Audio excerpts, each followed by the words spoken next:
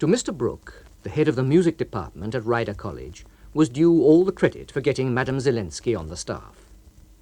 The college considered itself fortunate. Her reputation was impressive. Mr. Brook took on himself the responsibility of finding a house for Madame Zilensky, a comfortable place with a garden, which was convenient to the college and next to the house where he himself lived. No one in Westbridge had known Madame Zilensky before she came, though Mr. Brook had seen her pictures in several journals. Also, when it was being settled that she was to join the faculty, they'd exchanged a few cables and letters on practical affairs. She wrote in a clear, square hand, and the only thing out of the ordinary in these letters was the fact that they contained an occasional reference to objects and persons altogether unknown to Mr. Brook, such as the yellow cat in Lisbon, or poor Heinrich. These lapses Mr. Brook put down to the confusion of getting herself and her family out of Europe. For the most part, Mr. Brook kept to himself. He had a few eccentricities, and was tolerant of the peculiarities of others. Indeed, he rather relished the ridiculous. Often, when confronted with some grave and incongruous situation, he would feel a little inside tickle, which stiffened his long, mild face and sharpened the light in his grey eyes. Mr. Brook met Madame Zilensky at the Westbridge station a week before the beginning of the autumn term. She was a tall, straight woman with a pale and haggard face. Her eyes were deeply shadowed, and she wore her dark, ragged hair pushed back from her forehead. About her person there was something noble and abstract. In spite of her clothes, a long black skirt and a broken-down old leather jacket, she made an impression of vague elegance. With Madame Zilensky were 3 children, boys between the ages of 10 and 6, all blonde, blank-eyed, and beautiful. The only luggage they had with them was 2 immense boxes of manuscripts, the rest of their paraphernalia having been forgotten in the station at Springfield when they changed trains. That's the sort of thing that can happen to anyone. When Mr. Brook got them all into a taxi, he thought the worst difficulties were over. But Madame Zilensky suddenly tried to scramble over his knees and get out of the door. "My God," she said, "I left my, how do you say, my tick, tick, tick." "Tick, tick," said Mr. Brook. "Could you possibly mean a metronome?" Yes, I must have lost it there where we changed trains." Mr. Brook managed to quiet her. He even said, with a kind of dazed gallantry, that he'd get her another one the next day. But at the time he was bound to admit to himself that there was something curious about this panic over a metronome when there was all the rest of the lost luggage to consider. The Zilensky menage moved into the house next door, and on the surface everything was all right. The boys were quiet children. Their names were Sigmund, Boris, and Sammy. Among themselves they spoke a desperate-sounding family Esperanto, made up of Russian, French, Finnish, German, and English. When other people were around, they were strangely silent. But it was not any one thing that the Zilenskys did or said that made Mr. Brook uneasy. For example, Madame Zilensky seemed to make no effort to get settled or to furnish the house with anything more than a table and some beds. The front door was left open day and night, and soon the house began to take on a queer, bleak look, like that of a place abandoned for years.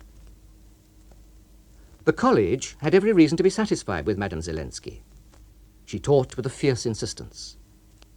At night, Madame Zilensky worked on her 12th symphony. She seemed never to sleep. No matter what time of night Mr. Brook happened to look out of his sitting-room window, the light in her studio was always on. It was in late October when he felt for the first time that something was unmistakably wrong. One afternoon, she had stopped in at his office and stood in the doorway. Mr. Brook looked up from his desk and asked, "Is there anything you want?" "No, thank you," said Madame Zilensky. "You recall the metronome. Do you think perhaps that I might have left it with that French?" "Who?" "That French I was married to, the father of Sammy." Mr. Brook's deepest instincts warned him to say nothing further. Still, his respect for order demanded that he ask, "And the father of the other 2? "Boris is the son of a Pole who played the piccolo." "And Sigmund?" he asked. Madame Zilensky answered in a voice both dignified and final. His father was a fellow countryman. There was something about this conversation with Madame Zilensky that bothered Mr. Brook. Suddenly he understood. The children didn't look at all like Madame Zilensky, but they all looked exactly like each other. And as they all had different fathers, Mr. Brook thought the resemblance astonishing. But Madame Zilensky had finished with the subject. She zipped up her leather jacket and turned away. Yes, that is exactly where I left the metronome, she said. With that Frenchman. Affairs in the music department were running smoothly. Mr. Brook didn't have any serious embarrassments to deal with. There was only this nagging apprehension about Madame Zilensky. He couldn't make out what was wrong in his relations with her, or why his feelings were so mixed. To begin with, she was a great globe-trotter, and her conversations were seasoned with references to far-fetched places. But without exception, there was something queer about every episode she mentioned. If she spoke of taking her son Sammy to the barber shop, the impression she created was as foreign as if she were telling of an afternoon in Baghdad. Mr. Brook couldn't make it out. The truth came to him very suddenly. Mr. Brook had come home early and lighted a fire in his sitting room. He felt comfortable and at peace. He sat before the fire in his stocking feet, and he'd poured himself a half-glass of apricot brandy. At 10 o'clock, he was drowsing cosily before the fire. Then, all at once, out of this delicate stupor, 4 words came to his mind. The King of Finland. The words seemed familiar, but he couldn't place them. Then all at once he tracked them down. He'd been walking across the campus that afternoon when Madame Zilensky stopped him and began some rigmarole to which he had only half listened. He was thinking about the essays on counterpoint handed in by his class that day. Now the words, the inflections of her voice, came back to him. Madame Zilensky had started off with the following remark. One day, when I was standing in front of a patisserie, the King of Finland came by in a sled. Mr. Brook jerked himself up straight in his chair and put down his glass of brandy. The woman was a pathological liar. Almost every word she uttered outside of class was an untruth. The woman was simply a pathological liar, and that accounted for everything. Mr. Brook cracked his knuckles and got up from his chair. His first reaction was one of exasperation. He walked up and down the room. Then he went into his kitchenette and made himself a sardine sandwich. An hour later, his irritation had changed to a scholarly and thoughtful wonder. What he must do, he told himself, was to look on Madame Zilensky as a doctor looks on a sick patient. Mr. Brook finished off the rest of the brandy, and slowly, when it was almost midnight, a further understanding came to him. The reason for the lies of Madame Zilensky was plain. All her life long, Madame Zilensky had worked, teaching and writing those 12 symphonies. She had drudged and struggled and thrown her soul into her work, and there wasn't much of her left over for anything else. Being human, she suffered from this lack and did what she could to make up for it. Through the lies, she lived vicariously. Mr. Brook looked into the fire, and the face of Madame Zilensky was in his mind. He was conscious of a feeling of pity, protectiveness, and understanding. Later on, he brushed his teeth and got into his pajamas. He must be practical. He must come to an understanding with her. Otherwise, there would exist in the department a situation which would become most problematical. It was 2 o'clock. He glanced out of his window and saw that the light in Madame Zilensky's workroom was still on. Mr. Brook got into bed and tried to plan what he would say next day. Mr. Brook was in his office by 8 o'clock. He sat hunched up behind his desk, ready to trap Madame Zilensky as she passed down the corridor. He didn't have to wait long, and as soon as he heard her footsteps, he called out her name. Madame Zilensky stood in the doorway. She looked vague and jaded. "How are you? I had such a fine night's rest," she said. "Pray be seated, if you please," said Mr. Brook.